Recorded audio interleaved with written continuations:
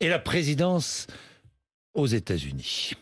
Vous avez vu ce qui s'est passé aux États-Unis avec le Capitole, envahi par les supporters de Donald Trump. 4 morts. 4 morts. Nous ne concéderons jamais la défaite, disait Trump quelques heures avant.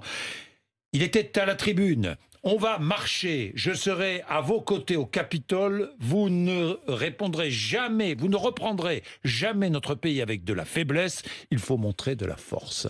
Ces partisans ont montré de la force, le monde entier est ébahi, vous aussi j'imagine. Bien sûr, j'ai suivi quasiment en direct hier soir grâce aux différentes chaînes d'information ces événements, c'est tragique. C'est tragique parce que les États-Unis, dans le monde, sont le cœur battant de la démocratie. C'est tragique parce que les paroles peuvent tuer. La responsabilité de Donald Trump, elle est accablante. La démocratie, c'est un régime de liberté, mais c'est aussi un régime de responsabilité, où ceux qui gouvernent doivent rendre des comptes de leurs actes, mais aussi de leurs paroles. Est-ce qu'il devra rendre des comptes ? Bien sûr, il devra rendre des comptes.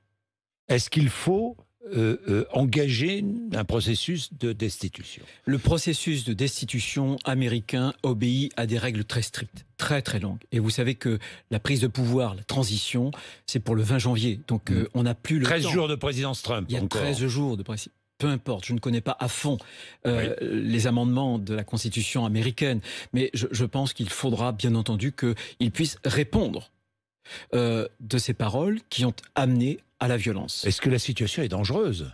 Dangereuse pour les États-Unis, mais dangereuse pour le monde. Bien sûr, parce que, encore une fois, les États-Unis, c'est un peu une démocratie phare dans le monde, et j'imagine que...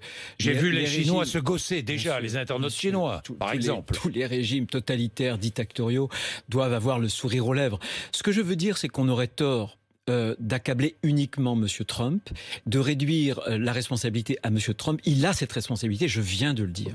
Je pense qu'on aurait tort surtout de dire que tout ça ne peut pas nous arriver. Je pense que le malaise des démocraties occidentales, il est présent. Il a surgi aussi au cœur de l'Europe, lorsqu'on a vu des députés d'extrême droite, par exemple de l'AfD en Allemagne, élus il y a quelque temps en nombre, et dans d'autres pays européens. Mais ça concerne aussi la France.